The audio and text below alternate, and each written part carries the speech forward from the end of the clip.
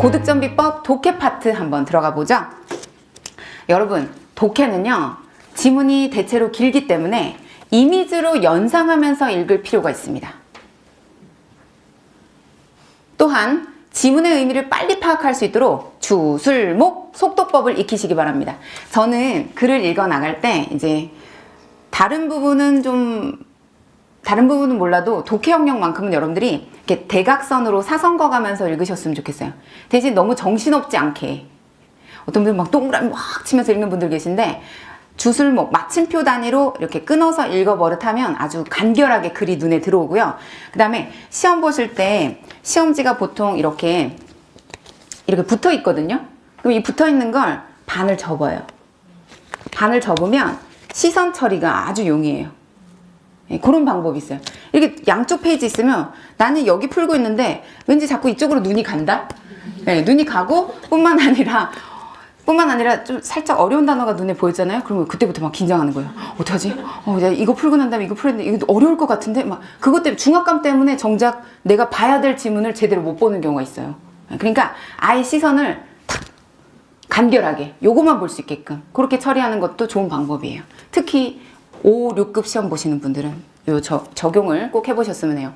그래서 지문을 빨리 읽을 수 있도록 주술목 속독법, 그 다음 반전 단어. 아까 반전 단어 뭐가 있었죠? 한 글자. 땅, 다 함께 땅, 但是, 可是, 不过, 然而. 이거 이제 여러분들이 계속 접하시다 보면 그냥 자동으로 붙어요. 네, 그래서 나도 모르게 이런 단어들 보면은 더 주의 깊게 보고 독해 지문에서 반전, 듣기 파트뿐만 아니라 독해 지문에서도 반전의 접속사가 굉장히 중요해요.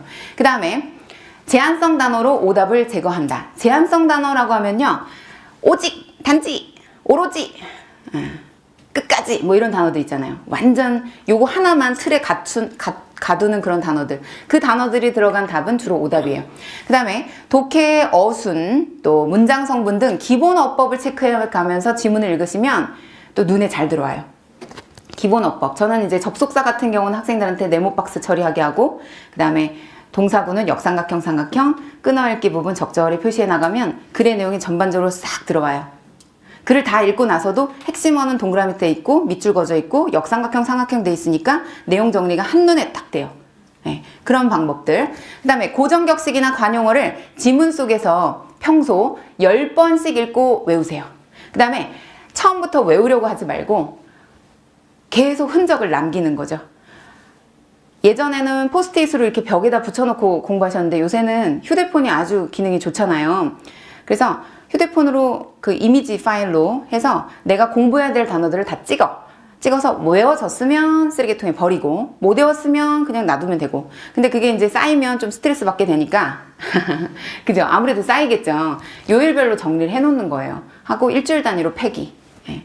계속 새로운 단어는 업데이트 되니까. 그리고 반복해서 공부하게 될 거니까. 그죠? 그런 방법도 있어요. 그 다음 장문에 대한 두려움을 좀 떨쳐버리세요.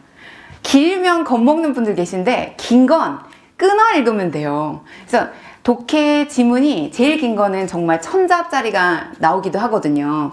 6급 독해 4부분의 경우. 그럼 그 1000자짜리를 4분 안에 문제를 풀어야 되기 때문에 지문도 다 읽고 문제도 다 보려면 시간이 부족해요. 필요한 부분만 골라서 봐야 돼요. 그럴 경우에는. 지문마다 좀 용법이 다른데 지문을 반을 먼저 나누고 그 다음에 또 반을 나눠요. 4등분을 하는 거죠. 그래서 4등분 한 상태에서 이렇게 각각의 문제별로 그 지문을 나눠서 보면 답이 보입니다. 자세한 스킬은 또 각각의 강의에서 제가 말씀을 드리고 있고 여러분들이 또 확인해 보시면 될 것 같아요. 자, 그러면 이번에는 독해 영역에 대한 동영상입니다. 본문 내용에서 笑是一种世界通用的语言. 웃음은 하나의 세계에서 통용되는 언어입니다. 라고 얘기를 했죠. 자, 이렇게 주어, 시, 목적어 이런 형태 가운데 이 핵심 단어는 주로 주어인 경우가 대부분인데요. 과연 타라는 것, 문제 속에서 지시되면서 타는 웃음이 맞을지 조금만 더 읽어보겠습니다. 2번 문제입니다. 조금 전에 우리가 改变角度를 확인해 봤는데요. 자, 2번 문제의 주어는 타먼입니다. 여기서의 타먼은 누구를 가리키냐면 조금 전에 첫 번째 줄 맨 앞에서의 이 카이신더런을 가리키는 것이고요. 이 즐거운 사람들, 그들은 어떻게 할 수 있다라는 이 수러절의 문장을 찾는 부분입니다. 자, 그렇다면 이 지오능거는 부사 플러스 조동사 결합인데요. 수러 이하의 문장들 하나하나 비교하면서 확인해 보겠습니다.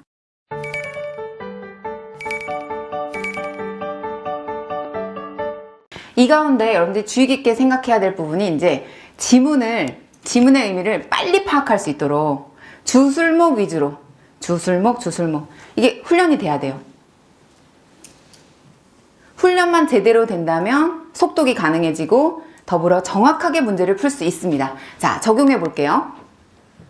일단 여기 아래 부분은 보지 마시고 첫 번째 A번 문장 보시면 这是我们两个人的秘密 이건 이다 우리 두 사람의 비밀. 주술목 보이나요? 네, 주술목 보이죠? 그래서 이 주술목을 먼저 판단을 한 다음에 그 다음에 특히나 这라는 단어는 지시대명사예요. 앞문장의 주체나 설명을 가리켜요. 그리고 자, 두 번째 문장 千万别和其他人说 그래서 다른 사람에게는 절대 말하지 마. 당부할 때 쓰는 千万别 보이죠? 和谁说 누구와 말하다 이런 뜻이고요. 세 번째 C 문장 보시면 요건 한번 따라해 볼까요? 昨天我跟你说的那些话 어제 내가 너에게 말했던 그 말들이라고 했어요. 자, 일단 문제를 이거는 이제 4급 독해 이 부분이라서 4급 독해 부분 중에서는 제일 어렵다고 우리 수강생들이 많이 말씀하시는 부분인데요. 시간에 관련된 걸 먼저 따지셔야 돼요. 과거에서, 현재에서, 미래로. 자, 과거 시제 있나요? 昨天있죠. 그래서 이 시제가 아마 앞문장이 아닐까라고 생각한 다음 그 다음에 두 번째 포인트는 지시대명사는 첫 문장에 쓰이지 않고 보통은 두 번째 또는 그 이하 문장에서 이어받는 경우가 많거든요. 그래서 昨天我跟你说的那些话 먼저 들어가고 千万别和其他人说 그리고 마지막 문장으로 这是我们两个人的秘密 이렇게 연결되는 게 맞겠죠? 자, CBA가 맞는 문장이었는데 4급을 준비했거나 본 적이 있던 아니면 준비할 예정이건 간에 이런 문장들은 기본적으로 여러분들이 주술목 먼저 판단하고 고정격식 체크하고 시제 판단한다면 무조건 맞출 수 있습니다. 자, 한번 따라해 볼게요. 昨天我跟你说的那些话千万别和其他人说这是我们两个人的秘密 그렇죠. 잘하셨어요. 자, 이렇게 해서 4급 한번 다뤄봤고요. 5급의 경우는 지문 길이가 좀 깁니다. 이건 제가 좀 속독해서 판단할 수 있는 그 방법을 좀 알려드릴 텐데 여러분 이 지문을 먼저 보는 게 아니라 보기를 먼저 보셔야 돼요. 그 다음에 보기 속의 핵심 단어들 海草房的历史接近100年 이럴 때는 100년에 동그라미 치셔야 돼요. 100년. 그 지문 안에서 100년이 나오는지 아니면 그 이하나 이상의 글자가 나오는지 확인하셔야 되고 그 다음에 C번 문장 보세요. 海草房是一种有代表性的生态民居 해서 A, 是 B 구조죠. 주어, 是 목적어 구조죠. 이런 구조의 문장이 나오면 주로 답일 가능성이 높아요. 이거는 5급 독해 2부분, 6급 듣기 1부분 그 다음에 그렇죠. 6급 듣기 1부분에 출제될 가능성이 매우 높고 4급 독해 3부분에 출제될 가능성이 높은 지문이에요. 자, 여기까지 말씀을 드렸고 그 다음에 B번 보시면 B번은 海草房指 자, 指자 동그라미 이指이 나오면 주로 오답이에요. 단지, 오직, 다만 이런 뜻이 있거든요. 그래서 제한해주고 국한시키는 이런 단어는 주로 오답. 그 다음에 海草房具有夏暖冬凉的特点夏暖冬凉이런 단어가 이제 핵심 키워드인데 여름철에는 우리가 시원하길 바라고 겨울철에는 따뜻하길 바라잖아요. 근데 이건 반대예요. 여름에는 따뜻하고 겨울에는 춥대요. 그 누가 원해요? 네, 이런 상식에서 벗어난 답들은 주로 오답이에요. 이런 방법들. 네. 그래서 자, 첫 번째 줄 한번 보세요. 海草房可以算是世界上最具有代表性的生态民居之一 해서 이것도 주술목 문장인데 海草房是生态民居之一가 핵심 문장이에요. 그 다음에 이 가운데 最란 단어 나오죠. 最는 시험에 정말 자주 나오는 단어로서 最为特别特别是尤其是指的是更为이런 단어들이 나오면 주로 핵심 문장이에요. 그래서 눈을 동그랗게 뜨고 밑줄 쫙 그어가면서 읽어야 될 필요가 있고요. 그리고 뭐 이 중간중간의 문장 가운데 보세요. 제가 아까 A번, C번, B번, D번에서 핵심 어들 각각 말씀드렸었는데 자, 이번에는 형광펜 밑줄 친 부분 보세요. 代表性的生态民居之一 C번 답안과 동일하죠? 맞죠? 예. 대표적인 생태 거주 형태 중에 하나다 해서 바로 C가 정답인 그 핵심 구절이고요. 그 다음에 보시면 동暖夏凉 어때요? 동暖夏凉이 아니라 夏暖冬凉이라고 돼 있었죠? 예. 요거 오류 문장 D번 틀렸다는 걸 알 수 있는 대목이고 하나 더 主要分布在中国胶东半岛的威海、烟台、青岛等沿海地带 해서 중국의 그 위해라든지 연태, 청도 같은 지역에 분포되어 있다고 했어요. 그런데 아까 只分布在라고 했었죠. 只. 요런 표현들이 바로 제한성 범위부사기 때문에 오답을 이끌어낸다. 이게 나오면 주로 오답이더라. 그 다음에 200多年이지 100년이 아니죠. 그래서 숫자 관련된 거는 그냥 동그라미 치고 그것만 읽어보면 돼. 주의사항은 그 앞뒤에 붙은 단어들이에요. 수식성 단어들. 지혜진이냐 아니면 이징超过냐 이게 거의 근접한 거랑 넘어선 거랑 다르잖아요. 넘어선 건 더 오래됐다는 얘기고 이상 이런 단어도 주의하셔야 돼요. 그런 것만 주의한다면 무난히 잘 맞출 수 있습니다. 정답은 C. 海草房是一种有代表性的生态民居. 네, 답은 요거고요. 그래서 오늘은 제가 뭐 문제를 푸는 날이 아니라 이런 식으로 풀어나가면 된다는 방법을 제시해드리는 날이잖아요. 여러분들 그동안 문제 푸셨던 그런 스킬들을 한번 점검해보고 비교 분석한 다음에 나에게 맞는 방법으로 변화 발전시키시면 돼요. 자, 이어서 6급 독해도 한번 준비해봤어요. 이건 근데 되게 쉬운 문장인데 풀 수 있으시겠죠? 不但他爱唱京剧，而且精于京剧史的研究。 오케이, 자, 다 같이 박수. 네. 우리 예진이가 그 고대 중문과에 네, 합격했어요. 다 같이 박수. 네. 전액 장학금으로. 더 멋지죠? 수시 전형으로. 네, 문정아 중국어 듣고서. 그래서 그 예진이는 제 에세이에도 나와요. 유명 인사예요. 저희 직원들 다 알아요. 네, 예진이의 꿈에 나오는 그 주인공 예진인데 공부한 기간은 그리 뭐 많진 않아요. 그러니까 길진 않아요. 취미로 배웠어요. 초등학교 5학년 때부터 이제 이렇게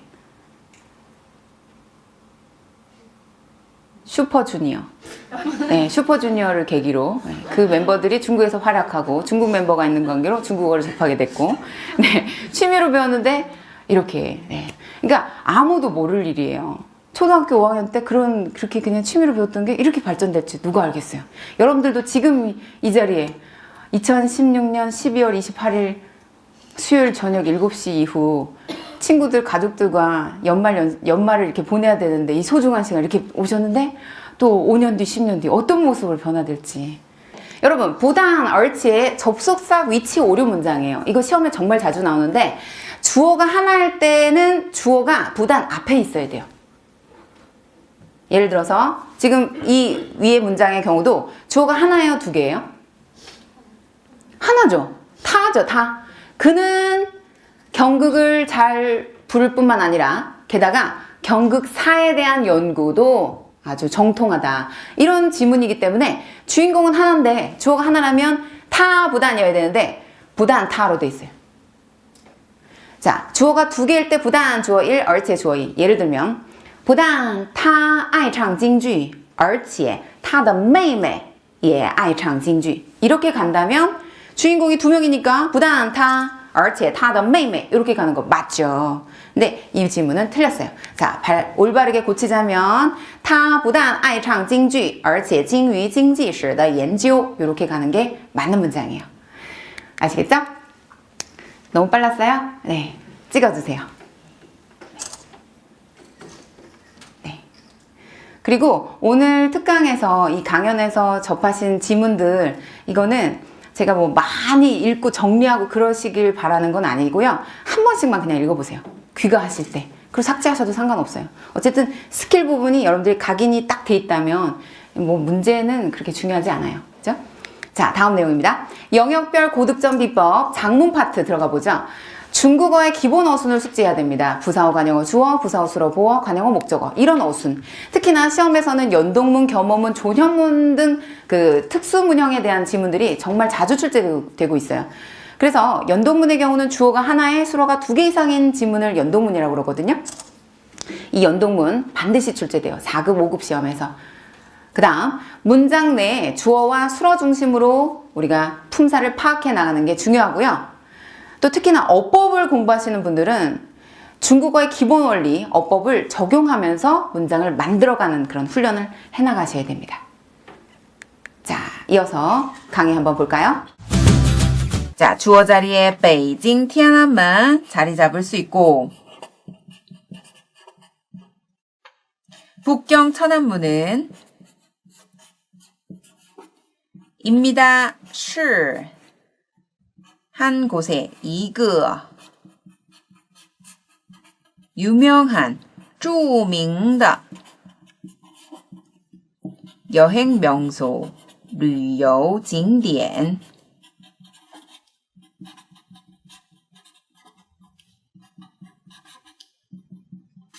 시험에서는 마침표까지 꼭 작성하시고 나오시는 거 잊지 마시기 바랍니다. 그리고 글씨를 하나를 빠뜨리다던가 아니면 한 글자를 틀리게 써도 감점 당할 수 있기 때문에 주의하셔야 됩니다. 자, 이로써 5번 문제에 대한 정답 함께 확인해 봤는데요. 주, 술, 목 구분해 봅니다. 베이징, 티안만 주어, 是 수로, 一个 著名 관용어, 그리고 旅游景点 목적어가 되겠죠? 연결된 문장의 흐름은 바로 我很佩服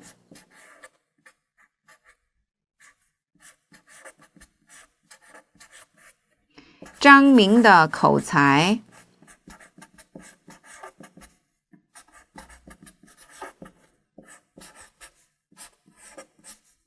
자, 문장 구조를 분석해 볼까요? 우선 我가 문장 전체의 주어가 되겠고 很 부사어, 佩服 수로, 张明 관용어, 口才 목적어 이렇게 해서 완성된 문장은 我很佩服张明的口才가 됩니다. 자, 이 문장의 난이도는 정말 중하라고 볼 수 있거든요. 따라서 반드시 맞춰야 될 그런 유형이고요.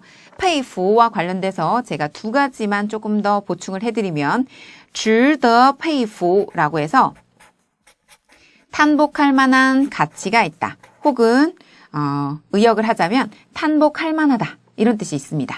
또는 뭐 이 단어 자체를 감명받다, 감명하다 이렇게 해석할 수도 있습니다. 그 다음에 나는 정말 나는 정말 너에게 감탄했어. 이런 표현으로는 我真的佩服你. 나 정말 너한테 감탄했어. 이렇게 해석할 수 있습니다. 오늘 이 문제 중에서 가장 중요한 핵심은 바로 佩服란 단어가 심리동사라는 것, 그리고 헌이라는 단어와 결합할 수 있다는 것이 굉장히 중요했기 때문에 여러분들 꼭 기억해 주시고요. 시험에 반드시 출제될 것으로 전망합니다. 어찌어찌 하다 보니 문제풀이 부분이 조금 감이 되는데요. 이렇게 보셔야 좀 더 감이 오죠. 한국어만 쭉 나열하면 뭐 어떻게 적용하라는 거야 이런 생각이 드실까봐 제가 다양한 화면을 준비해봤습니다. 자, 이번에는요 쓰기 일부분을 각각 준비해봤어요. 여러분 4급 준비생분들은 위에 문장을, 5급 준비생들은 밑에 문장을, 그 다음에 6급 준비생들은 둘 다 해서 한번 풀어보세요. 준비 짧게 드릴게요. 10초 시작. 네, 여기저기서 취. 이런 소리가 들립니다. 자, 첫 번째 문장의 경우는 연동문이에요. 그래서 우리가 보통 교통수단을 타고 가나요? 가서 타나요? 타고 가죠. 그죠? 그래서 순서대로 이렇게 나열해 주시면 되는데요. 첫 번째 문장, 답은 뭘까요? 시작! 他昨天坐飞机去北京了. 네, 그렇죠. 잘하셨어요. 두 번째 문장은요? 桌子上的那盒酸奶已经过期了. 그렇죠. 잘하셨어요. 자, 이때 주의사항이 뭐 이 시간명사 주어티엔 부분 이런 것들은 제가 또 나중에 강조 말씀을 드릴 거고요. 동사 먼저 타고 가는 거죠. 타고 가는 거. 그 다음에 이 수완나이는 여러분 좋아하시는 요거트인데 꼬치 이거 시험에 매번 나와요. 4급, 5급 듣기 독해 영역에서. 그래서 이게 유통기한이 지나다라는 뜻의 동사 꼬치 이런 어휘도 알아두실 필요가 있죠. 자, 다음은 넘어가도 될까요? 네. 네, 좋습니다. 그래서 문장 구조를 분석하는 내용 가운데 첫 번째 문장은 연동문 형태고 두 번째 문장은 주어 수러 그냥 단일한 주술 구조고 꼬치는 기한을 넘기다, 유통기한이 지나다 이런 뜻을 가지고 있다는 것 알아두시면 됩니다. 네, 그 쓰기 파트를 좀 더 조금 보충해서 6급 쓰기의 팁을 좀 드리자면 순간 암기력을 기르셔야 돼요. 듣 안 보다 듣고 안 보고 따라하기 훈련을 통해서 지문의 내용에 핵심 어휘와 핵심 문장들을 그냥 눈으로 탁탁 찍듯이 복사기로 그냥 복사하듯이 머릿속에 탁 각인해야 돼요. 근데 그 각인시키는 과정이 한 달에서 2달 정도 걸리고요. 6급 준비하시는 분들은 쓰기에 대한 비중을 일주일에 한 2번, 3번 정도는 쓰셔야 돼요. 근데 처음부터 긴 문장 쓰는 게 아니라 처음에는 100자짜리를 20글자로 줄이고 그 다음 200자짜리를 한 50글자에서 100자 정도로 줄이고 이렇게 조금씩 훈련을 하다가 그 다음에 이제 이 훈련 과정이 일주일에서 열흘 정도 지나고 나면 그 다음부터 200자, 400자, 뭐 600자, 1000자 이렇게 가는 거죠. 점점 늘려가셔야 돼요. 1000자짜리를 400자로 요약하는 거. 자, 다음 이어서 한자 암기법과 단어 암기법에 대해서 좀 강조 말씀을 드리려고 합니다. 우리가 중국어 공부에 있어서 또 빼놓을 수 없는 게 한자 암기잖아요. 한자 암기는 보세요. 왼쪽 단어 다 함께 고 강아지란 뜻이죠. 다음 찐 굽다, 지지다 라는 뜻을 가지고 있어요. 자, 그러면 위의 단어들의 경우는 좌우로 부수가 구분되고 그 다음에 또 위아래로 구분이 됩니다. 여러분 단어 외울 땐요 한자를 좀 상하 좌우 대각선으로 분해해서 한번 보세요. 그렇게 보신 다음에 이미지와 뜻과 그 다음에 이 단어를 외우는 방법을 연구한 다음에 외우세요. 그러면 훨씬 더 쉽게 외우실 수가 있는데 이를테면 보세요. 다 함께 샤모 보세요. 이 물 숫자죠. 삼수변. 물이 적고 심지어 물이 없어. 없을 막자. 물이 적고 물이 없는 곳 어디? 사막. 막막하게 생겼잖아요. 그죠? 넌 좀 막막하게 생겼다. 예, 이렇게. 예. 그래서 아유 물이 없으면 어떡하지? 자, 사막이구나. 그래서 좀 이 단어를 사막 보듯이 이 한자를 볼 때 예. 그 다음에 강아지를 볼 때는 거울을 볼 때는 또 강아지 보듯이 월월 하면서 고 월월 고 참 중국에서 왕왕 한다고 그랬지? 왕왕 고 왕왕 고 그러니까 나만의 그 학습 비법 가운데 의성어 의태어 넣을 수 있으면 다 넣고요. 내 모든 온갖 지식을 집어넣는데 넣을 게 없으면 지어요. 지어서 외워도 기억이 오래 남아요. 왜? 나만의 학습법이니까. 자, 다음 뜻과 발음을 10번 읽고 3번 쓰시는데 아까 말씀드렸어요. 이미 내가 발음할 수 있는 단어를 쓰는 연습하는 거는 의미가 있지만 발음도 할 줄 모르면서 무작정 쓰기만 하는 건 의미 없다. 절대 그런 우를 범하지 마세요. 네. 그 다음 포스트잇을 사방에 붙여서 외우는 거. 이거 좀 무식한 방법이긴 한데 좀 정감 있어요. 7080 세대 같죠? 좀, 그죠? 네, 좀 정감 있는 방법이에요. 핸드폰으로 외울 한자를 찍어서 수시로 읽고 써보는 건 제가 우리 수강생들한테 매번 강조했던 방법이고 저도 사실은 이렇게 하고 있어요. 저도 단어를 많이 잊어버려요. 저도 입력하고 요새는 방송 활동을 많이 하다 보니까 좀 쓰는 게 좀 미흡해서 좀 잊혀진 단어들은 이렇게 찍어서 하거나 수시로 네이버 앱이나 아니면 문정아 중국어에서 또 이렇게 찾아볼 수 있는 방법이 있거든요. 그렇게 해서 한자로 찾아보고 해요. 그래서 수시로 읽고 써보는 방법이 최고인 것 같아요. 왕이지식, 이거 아주 중요한 방법인데요.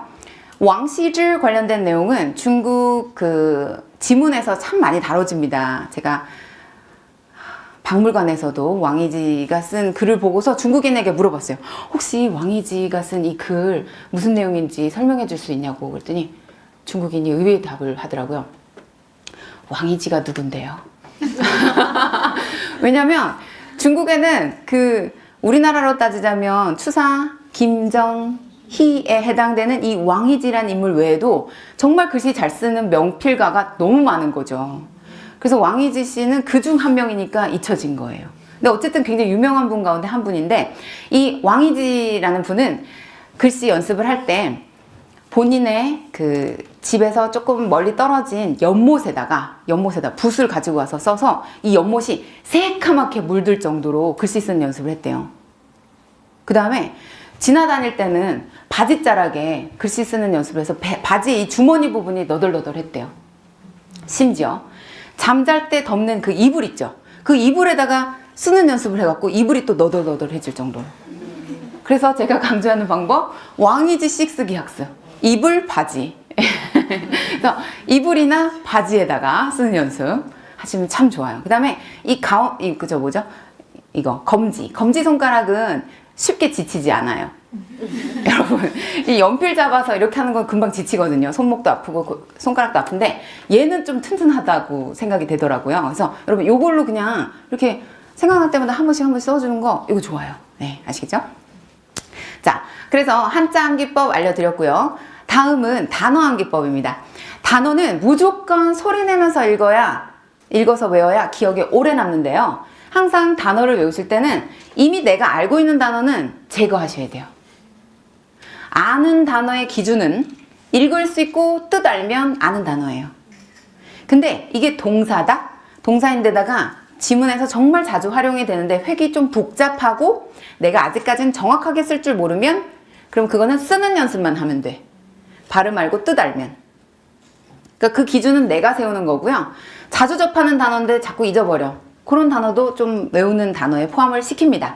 그래서 외울 단어를 선정한 뒤에는 읽기 연습을 해요. 한 3번에서 10번 정도 읽기 연습을 하고 그 다음 mp3나 휴대폰으로 녹음을 해요. 육성으로. 녹음한 걸 다시 듣게 되면 거의 삭제하고 싶어지죠. 발음이 부정확하니까. 그 다음에 이제 발음이 별로 안 좋으니까. 근데 그 유혹을 뿌리치고 과감히 녹음해 보세요. 그래서 오늘은 내가 이럴지라도 오늘보다 나은 내일의 나를 만들 거고 내일보다 더 나은 미래의 나를 만들기 위해서 계속 녹음을 해 나가는 거예요. 그러다 보면 한 달 정도 지나잖아요. 발음이 괜찮아요. 괜찮아져요. 한 2달 정도 지나잖아요. 이게 숙달이 되면 자동적인 어떤 암기 시스템이 만들어져서 나도 모르게 수십, 수백, 수천 개의 어휘를 외우게 되는데 이건 제가 경험한 방법이에요. 제가 중국 현지에서 아무리 단어를 열심히 외워도 외워지지가 않는 거예요. 영어처럼 쓰기 위주로 했거든요. 그래서 이렇게 한번 해봤더니 제가 이제 의학을 공부했었는데 16만 개의 중국어를 외웠어야 됐거든요. 네. 근데 어느 순간 거의 다 읽을 수 있고 거의 뜻을 알게 되더라고요. 이 방법으로. 근데 녹음을 하면 녹음할 때 그 상황에 맞게끔 나만의 학습법을 저는 여기다 집어넣었어요. 벌레 잡을 때 아이고 파리가 날아갔네 하면서 파리 날아갈 때 뭐 거를 외웠다 그러면 파리는 거랑 연결시켜. 근데 그게 자동적으로 내 머릿속에 입력이 돼버려서 그 상황까지 다 구현이 되면서 완벽하게 외워지는 거예요. 근데 주의사항은 뜻, 발음, 성조를 좀 제대로 지켜가면서. 그래서 읽기 연습을 해야 돼요. 읽기 연습 제대로 한 다음에 녹음하면 이 녹음한 게 효과가 굉장히 높아지고 쉬운 단어는 한 번만 읽으면 되고 어려운 단어는 10번 읽어도 되고 내 마음이에요. 내가 조절해. 자기 조절 학습. 자기 주도 학습이 돼요. 녹음한 거 듣고 보고 따라하면서 3번에서 5번 써봐요. 근데 이미 읽기 연습했고 녹음할 때 외워졌어요. 뜻이랑 발음은 거의 익혀져. 그래서 쓰는 연습하면 동시에 외워지고 녹음한 거 듣고 안 보고 따라하면서 쓰기 테스트, 채점 해서 못 외운 단어만 다시 반복해서 외우면 돼요. 단어는 소리 내면서 읽어야, 반드시 소리 내면서 읽으면서 외워야 기억에 오래 남는다는 사실, 오늘 요거 꼭 기억해 주시기 바래요. 자, 그래서 못 외운 단어만 3번에서 6번 과정을 반복하시면 됩니다.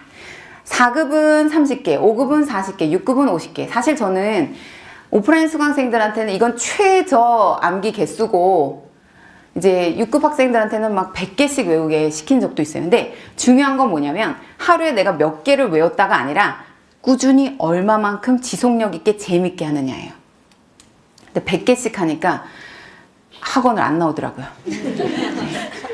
그 다음에 이제 지문을 6급 그 쓰기는 1000자짜리 400자로 요약한 걸 외우게 했어요. 못 외우면 집에 못 가게 했더니 또 안 나오더라고요, 학원에.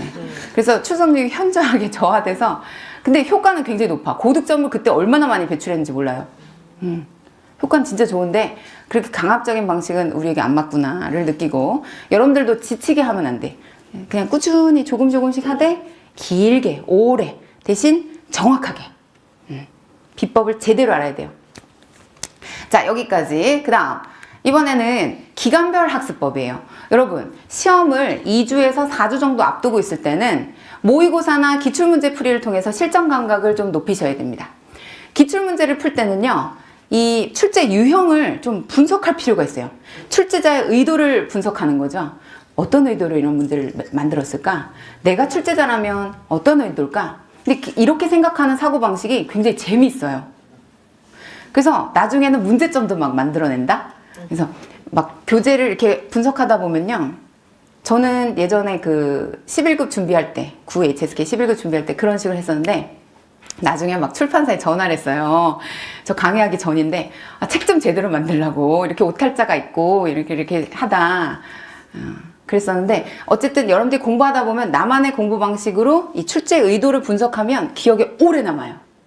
그 다음에 원리, 출제 원리를 쭉 파악하게 돼요.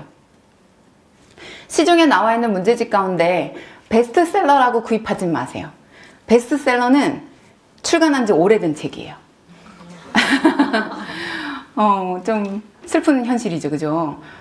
특히나 뭐 국어책, 회화책 이런 것들은 출간한 지 막 10몇 년 됐어요. 그래서 누적 집계수 당연히 1위죠. 제일 많이 팔렸죠. 제일 오래 전에 나왔으니까. 그러니까 HSK 책이든 뭐든 간에 일단 이렇게 문제를 딱 봤을 때 조금 내 수준보다 약간 높아. 그 다음에 어휘가 좀 정리가 어느 정도 돼 있어. 그리고 이론 정리도 좀 돼 있어. 근데 머리 아파. 너무 머리 아파. 그런 거 사지 마세요. 네, 그런 거는 처음 사기도 전에 머리 아프잖아요. 그럼 그런 거는 거의 책꽂이에 꽂혀 있고 내 책상에 펼쳐지진 않는 책이니까. 그래서 실용성 있는 책으로. 그 다음에 공부한 내용을 재검토하실 때는 여러분 모르고 넘어간 개념은 없는지 확인해 보시고요. 저는 이런 방법을 썼고 우리 제자들한테 계속 강조를 하고 있는데, 내가 이미 이해했고 이 문제는 맞춰서 다시 볼 필요가 없다고 여겨지는 문제는 X표. 지문 자체를 그냥 다 X 해버려요. 그리고 이건 한 번이라도 봐야 될 것 같아. 그런 것만 남겨. 그래서 네모박스 처리해서 시험 임박했을 때는 그것만 볼 수 있게끔. 자, 그런 문제들은 주로 틀린 문제들이에요. 그래서 시험 일주일 전에는 최종 점검의 시간인데 오답 노트 위주의 그 복습을 하셔야 됩니다. 이때는 새로운 문제를 풀기보다는 내가 이미 풀었던 문제 중에서 틀린 문제들, 특히 이 오답 정리된 내용들을 되새길 필요가 있어요. 오답 정리할 시간이 없는 저는 직장인이고 학교 다니는 학생인데요. 그렇다면 오답 노트 대신 제가 아까 말씀드렸죠? 틀린 문제, 중요한 문제는 네모박스 처리하시라고. 네모박스 처리된 것만 보게끔 추려주셔야 돼요. 안 봐도 될 문제는 X, 꼭 봐야 될 문제는 네모박스. 그 다음 미해결 문제는 버리세요. 풀이를 봐도 이게 무슨 말이야, 이해가 안 되는 지문도 있을 수 있어요. 그런 건 그냥 버리세요. 그리고 풀 수 있는 문제 위주로 푸시고 복습 위주로 반복 학습하는 게 중요합니다. 시험은 내가 모르는 걸 테스트하는 게 아니라 내가 알고 있는 걸 테스트하는 거예요. 내가 뭘 아는지. 그러니까 아는 것에 집중을 하고 더 알아나가도록 노력하실 필요가 있는 거죠. 자, 다음 시험 전날. 아주 중요합니다. 이거는 정말 그동안의 그 컨디션, 또 문제풀이를 아무리 많이 잘 했다 할지라도 시험 전날과 당일날 컨디션이 난조를 보인다. 그러면 좋은 점수를 받을 수가 없죠. 그래서 긍정적인 마인드, 최상의 컨디션을 유지하는 것은 굉장히 중요한데요. 여러분 한번 따라해보세요. 나는 날마다 모든 면에서 점점 더 좋아지고 있다. 지금 이 순간에도. 네. 남과 비교하지 말고 어제의 나와 오늘의 나를 비교하자. 오늘보다 나아질 내일의 나를 위해. 그렇죠. 여러분, 남과 비교할 필요가 없어요. 어차피 남은 남의 인생을 사는 거고 나는 내 인생을 사는 거기 때문에 내가 만족할 수 있는 인생을 내가 만들어가면 됩니다. 그래서 시험 전날 잠은 충분히 주무시고 최고의 컨디션 유지할 뿐만 아니라 긴장될 때는 심호흡 깊이 들이마시고 깊이 내쉬고 주먹을 꽉 쥐었다가 또 풀었다가 꽉 쥐었다 풀었다 이런 방법들이 긴장을 완화시키는 데 많은 도움이 되고요. 어깨 운동이라든지 목 운동도 도움됩니다. 지금까지 잘해왔고 앞으로도 잘하겠다고 다짐할 뿐만 아니라 30분 전에는 시험장에 반드시 도착해야겠죠. 현장 분위기 적응하시고 헷갈리는 문제는 잠시 보류하고 아는 것부터 빨리 풀 필요가 있습니다. 간혹 그런 경우 있습니다. 시험장에 도착을 했는데 미리 도착했는데 엉뚱한 자리에 앉아 있었어. 그래서 막 다급하게 다른 자리로 바꿀 때 의자랑 책상에 덜그덕거려요. 이러면 정말 힘들어지거든요. 그러니까 그 밖에도 고사장 밖에도 본인의 이름이 적혀 있고 고사장 안에 칠판에도 붙여져 있으니까 꼭 대조해 보시고 맞는지 확인한 뒤에 앉아 주시기 바래요. 그 다음에 주변에 좀 시험 보는데 도움이 안 되는 분들이 살짝 계실 수도 있어요. 예를 들어 다리를 떤다던가 아니면 막 코를 흥흥 푼다던가 재채기를 자주 한다던가. 근데 그건 어떻게 할 수 없는 상황일 수도 있지만 양해를 좀 구해서 죄송하지만 시험 때는 조금 소음을 자제해 주시라고 웃으면서 인상 쓰면서 하지 마시고. 한 번은요 고사장에서 경찰이 왔었어요. 6급 시험 고사장, 제가 보는 고사장에 제 옆분단에 앉은 여자 두 분이 서로 싸웠는데 경찰을 불렀어요. 왠지 아세요? 원인은 다리 떠는 것 때문에. 앞에 계신 분이 다리를 계속 심하게 떨었어요. 저도 시험 보면서 조금 지장이 갔거든요.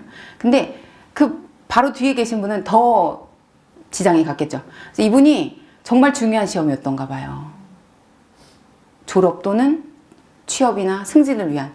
그래서 당신 때문에 내가 시험 못 봤는데 네가 책임지라고. 그래서 막 그러다 언성이 오고 가다가 112를 바로 불러가지고 경찰이 와서 이렇게 중재를 했는데 어쨌든 그런 경우도 있을 정도로 시험장에서는 별별 상황이 많아요. 저는 또 제 뒤에 어느 분이 감기 걸리셨는데 코를 자꾸 이렇게 하시는 거예요. 한 번씩 이렇게 삼키는 소리를 내는데 근데 이제 어떤 경우가 있었냐면 독해 시험을 한참 보고 있는데 이제 소리가 날 때가 됐는데 안 나는 거예요. 그건 굳이 내가 신경 쓸 필요가 없는데 저도 모르게 자꾸 신경이 쓰이는 거예요. 그런 경우도 있었고 참 별의별 상황이 있습니다. 그 다음에 현장에서 집중력이 당이 떨어진다고 하죠 보통. 그럴 때를 대비해서 여러분 슬럼프 죄송합니다. 제가 제 거에 적어놓고 깜빡했어요. 당이 떨어질 때를 대비해서 사탕이나 껌이나 이렇게 초코바 같은 거 준비하시라고 제가 말씀을 드리는데 맨 마지막 장에 참 있네요. 그 초코바를 어떤 분이 굉장히 많이 가져오신 거예요. 그 시험도 보기 전에 계속 까서 드시고 그래가지고 그 감독관에게 제재당했대요. 그만 좀 먹으라고. 그러면 안 되겠죠. 딱 하나 정도만. 근데 제가 경험해 보니까 뭐 껌, 캐러멜 이런 것들 말고 그냥 사탕 중에서 좀 새콤한 사탕 있잖아요. 그런 게 제일 좋은 것 같아요. 목이 말라요. 시험 보다 보면 막 갈증도 나오는데 물 옆에 놓는 것도 안 허락하는 그런 감독관도 계시고 별별 상황이 다 있는데 그런 새콤한 사탕은 침샘도 자극하면서 끝까지 시험 끝날 때까지 괜찮은 것 같아요. 팁으로 알려드립니다. 자, 중국어 슬럼프 누구나 다 한 번씩은 오는데요. 제가 겪었던 이야기를 하나 말씀을 드리자면 저는 그 HSK를 꼭 봐야 될 필요가 있진 않았어요. 저는 이제 제 전공 자체가 HSK를 필요로 하는 전공이 아니었거든요. 근데 제가 잘하고 싶었어요. 그 계기가 이제 학교에서 말하기 대회에 참가할 수 있는 기회가 생겼었고 수상을 하고 학교에 소문이 나고 성에 소문이 나고 동북 삼성에서 막 1등하고 이러니까 문정아 하면은 중국어 잘하는 애. 그러니까 그러면은 잘하는 걸 입증하려면 HSK. 그다음 내 중국어 실력은 내가 생각하기에 난 너무 낮은 것 같아. 그래서 나는 당연히 준비를 열심히 해야 된다고 생각해서 열심히 했는데 성적이 안 나오는 거예요. 그래서 수없이 사전을 던졌어요. 죄 없는 사전을. 그리고 수없이 연습장이라든지 이런 걸 막 찢었어요. 정신분열증 환자 같죠, 그죠? 근데 그렇게 할 수밖에 없는 게 스트레스 해소 방안이 없는 거예요. 그래서 처음에는 방 안에서 이걸 해소하려고 했는데 해소가 안 되더라고요. 그래서 밖으로 나갔어요. 밖으로 나가서 중국 친구들이랑 막 먹었어요. 그랬더니 좀 해소가 되더라고요. 그러니까 슬럼프는 누구나 다 한 번씩 겪고 심지어 매달 아니면 6급 같은 경우는 매주 와요. 슬럼프가. 근데 그런 슬럼프를 우리가 그냥 인정해야 하는 게 중요한 것 같아요. 받아들여. 슬럼프 왔냐? 에이, 그래, 올 때 됐지 뭐. 그리고 어학이란 건 계단식 성장을 하거든요. 그래서 처음에는 급속한 성장을 해요. 한 3개월 동안은 못하는 말이 없어. 빠바, 마마, 니하오, 짜이젠, 시에시에, 부크치. 이게 그냥 줄줄이 나와. 나 중국어 신동 같아. 그러다가 정체식이 옵니다. 네, 쭉 정체에 오다가 이제 HSK 한 3, 4급 또는 5급 정도 받았을 때 또 확 올라가요. 그러다가 또 정체시기가 길게 옵니다. 가까이로는 명동, 강남, 인사동, 롯데백화점 본점에 중국인이 많아요. 그래서 그냥 한 뭐 일주일에 한 번 너무 심하다면 2주에 한 번, 한 달에 한 번이라도 중국인들이랑 이렇게 교류를 해. 위챗에 이렇게 QR마를 이렇게 찍으면, QR코드를 찍으면 친구 되잖아요. 그래서 소통을 하는 거야. 음성 녹음하고 그런 방법이 있고요. 그 다음에 좀 소극적인 방법으로는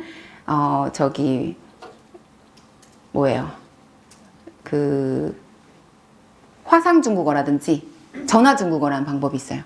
네, 그런 방법은 금액은 좀 들지만 금액 대비 효과는 좋아요. 피드백이 좋거든. 선생님이 하나하나 다 점검을 해주셔요. 그래서 특히 장문 같은 경우에는 6급 장문이나 뭐 이렇게 5급 장문은 피드백이 필요하거든요. 내가 뭘 틀렸는지 모르고. 그러니까 그걸 말로 먼저 한 다음에 선생님이 이렇게 입력해 주시면 거기서 뭐가 틀렸는지 점검받고. 그런 부분에 있어서 화상 중국어, 전화 중국어가 있고요. 그 다음에 완전 적극적인 방법으로는 중국 현지에 가는 거죠. 3개월에 한 번씩. 네, 제가 얼마 전 월드 랭귀지 페어에 갔었는데 그 중국어 특강을 제가 담당을 했었고 그 어머니 중에 한 분이 굉장히 적극적이신데 따님이 5살 때부터 중국어를 배웠고 지금 10살이에요. 5년 됐잖아요. 회화를 저랑 그냥 원어로 해요. 잘해요, 꽤. 근데 이 친구의 원어 실력을 계속 유지시키기 위해서, 언어 감각을 유지시키기 위해서 3개월에 한 번씩 중국에 갔다 오더라고요. 그리고 멀리 어디예요? 경기도권에 사시는데 영등포까지 매주 학원에, 오프라인 학원에 뭐 토요일마다 3시간씩 집중적으로 회화 강의 듣게 하고 그런 방법도 있고요. 그래서 방법은 내가 선택하는데 나에게 제일 적용하기 쉬운 거, 그런 걸 여러분들이 응용해서 만드시면 돼요. 자, 다음. 그래서 슬럼프는 누구나에게 오지만 즐겨라. 그리고 소통을 통해서 풀어라. 네. 높은 수준에 올라가기 위해서는 다양한 더 깊이 있는 슬럼프가 온다. 그것은 정상이다. 자, 이어서 시험 전 체크리스트 대공개합니다. 우리가 HSK 시험 전에 마무리 정리 요령 및 준비물 그리고 고사장 가는 길 활용법까지 3가지 단계로 알려드릴게요. 첫 번째로는 듣기 영역이에요. 우리가 듣기는 3일치 오답 총정리를 하는데 틀린 이유 파악에 좀 주력하셔야 되고요. 그 다음에 틀린 문장은 반드시 2배속으로 3번 들을 필요가 있습니다. 안 들릴 겁니다. 틀렸는데다가 2배속으로 들으면. 근데 그런 다음에 다시 1.2배속으로 듣고 보고 따라한 다음에 안 보고 따라하고 정상 속도로 들으시면 그때부터 들리기 시작합니다. 참 신기하게. 이때 주의사항은 일부 교재나 일부 강사님들은 팅시에 받아쓰기를 강조하시는데 팅시에는 전혀 도움이 안 됩니다. HSK에는. 팅시에는요. 받아쓰기 그 연습은 나중에 통역 준비하실 때, 통번역 준비하실 때 그때 하시기 바랍니다. 6급 240점 이상 받았을 때. 보기 형태를 눈에 완벽히 숙지하고요. 시험장 갈 때는 1.4배속으로 2번 듣고 정상 속도로 들으셔야지 시험 당일날 당황하지 않을 수 있습니다. 그죠? 네, 요거는 시험 전 마무리 총정리 요령이었어요. 듣기였고, 이어서 독해. 독해 파트는 속독 훈련을 강화하셔야 돼요. 단어 암기량은 반드시 확보하셔야 되고요. 50개 이상. OX 문제나 주제 찾기 문제, 그리고 전체 글을 분석하는, 특히나 5, 6급으로 갈수록 설명문이 많이 나와요. 서사문도 많이 나오고. 그래서 설명문, 서사문에 대한 이해를 깊이 있게 해두실 필요가 있고요. 시험장 갈 때는 오답 총정리한 거 지문을 눈으로 한번 읽고 소리내서 한 번씩 읽으시면 됩니다. 네, 눈으로 속도 쫙. 이어서 쓰기입니다. 쓰기는요, 모범 답안을 최소 2편이에요. 이건 최소예요, 여러분. 최소 2편, 눈으로 5번, 소리내서 5번을 읽고 mp3 녹음 후 암기 시도하는데, 제가 강조하고 싶은 건 5급에서 고득점을 받으려면 적어도 10편 이상은 외워야 되고, 6급에서 쓰기에 고득점 받으려면 20편을 외우셔야 돼요. 20편을 외우려면 거의 2달 동안 거의 한 4일에 한 편씩 외우셔야 돼요. 3, 4일에 한 편씩. 어마어마한 숫자예요. 근데 완벽하지 않더라도 어쨌든 20편에 도전해 보세요. 할 수 있어요. 고득점 나와요. 그렇게 시켰던 학생들은 대부분 80점대 후반 받았거든요. 그래서 지금 처음에는 뭐 짧게 이렇게 가다가 나중에 기간적인 여유가 생기고 내가 6급에서 고득점을 받고자 하는 목표가 뚜렷이 잡혔을 때 그때 이제 20편 딱 계획 세우고 2달 정도 준비 기간 가진 다음에 그 다음에 시험 도전하셔야지. 어떤 분들은 일단 보름밖에 안 남았는데 그렇게 준비하는 분들은 좀 좋은 점수는 받기 어려워요. 합격은 가능할 수 있어요. 자, 장문 첨삭받은 원고 유창하게 외워질 때까지 반복한 다음에 장문 첨삭받은 원고를 다시 써서 정리한 뒤에 총정리한 다음에 암기. 시험장에 갈 때는 이 오답 총정리 모범 답안만 소리내서 2번 읽고 암기하시면 됩니다. 끝까지 정리해요. 정리를 거듭해서 정말 시험장 갈 때는 A4 용지 한 3, 4장만 가져가서 달달달달 외우고 시험장에 들어갈 수 있게 그렇게 만드시면 돼요. 자, 쓰기 영역에 이어 시험 전 준비물 여기 나옵니다. 중요한 거. 초코바. 여기 밑에 새콤한 사탕. 네. 탁상용 그 스탑워치는 가급적이면 뭐 기능이 너무 많지 않은 걸로. 기능 너무 많은 건 또 저기 감독관 분들이 제재합니다. 뭐 뭔가 촬영용 기기라고 생각하셔서 제재합니다. 시계도 제재하는 경우도 있고요. 네. 실제로 시험장에서는 그 부정행위하는 분들이 굉장히 많습니다. 네, 다양한 이유로. 근데 여러분은 그렇게 하지 마시고. 자, 오답 노트 챙겨 가셔야겠죠? 네, 여기까지. 네, HSK 고사장 가는 길 활용법은요. mp3 평소에 듣던 내용을 1.2배속에서 1.5배속 그리고 정상 속도로 듣고 오답 노트 빠르게 살펴보시고 모범 답안을 암기하시면 됩니다. 이 가는 길도 굉장히 중요해요. 멍하게 가거나 노래 듣고 가지 마세요. 긴장 푼다고 막 무슨 유행가 이런 거 노래 들으시면 계속 귓가에 맴돈대요. 그래서 시험날 당황하더라고요. 그런 거 좀 주의하셔야 돼요. 자, 그래서 여러분들의 HSK 합격 및 고득점을 기원합니다. 제 강의를 들은 수강생 중에 이런 얘기를 하더라고요. 선생님 지금 중국어를 가르치시고 중국어를 선생님한테 배웠는데 이걸 영어에 그대로 전복시켜가지고 영어에서 고득점 나왔다고. 그리고 선생님 영어 가르칠 계획 없냐고 그런 얘기를 하시더라고요.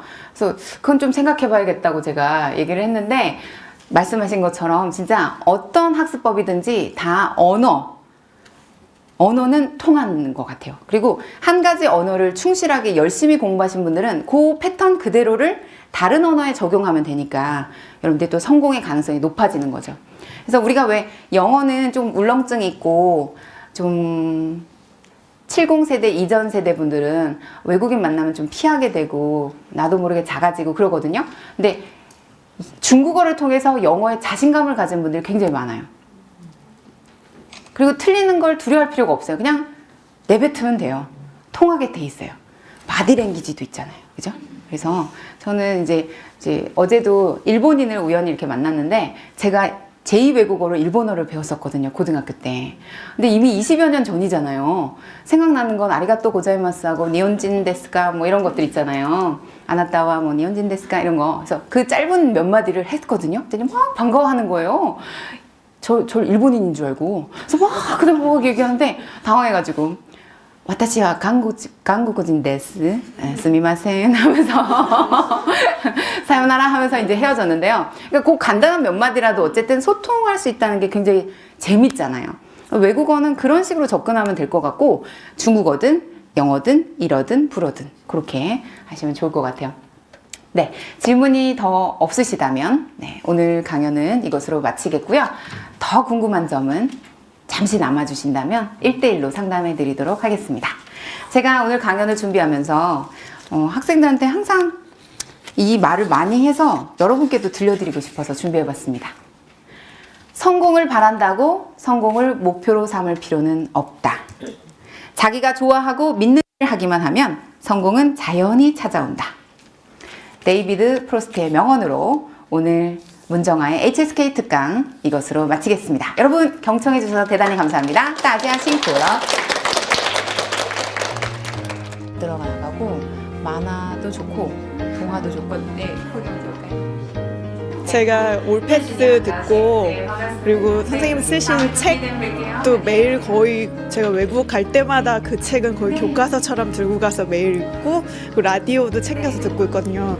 너무 제 마음속에 엑소보다 더 큰 연예인 같은 존재셨던 문정아 선생님을 직접 볼 수 있는 기회가 있다고 해서 냉큼 신청을 했는데 참석해도 된다고 연락이 와서 어제 진짜 영화관에서 영화 보다가 뛸 듯이 기뻐가지고 아까 복도에서도 살짝 뵀었는데 연예인 본 것 같은 그런 느낌 받았고 너무 설레어서 강의에도 집중 못했어요. 네.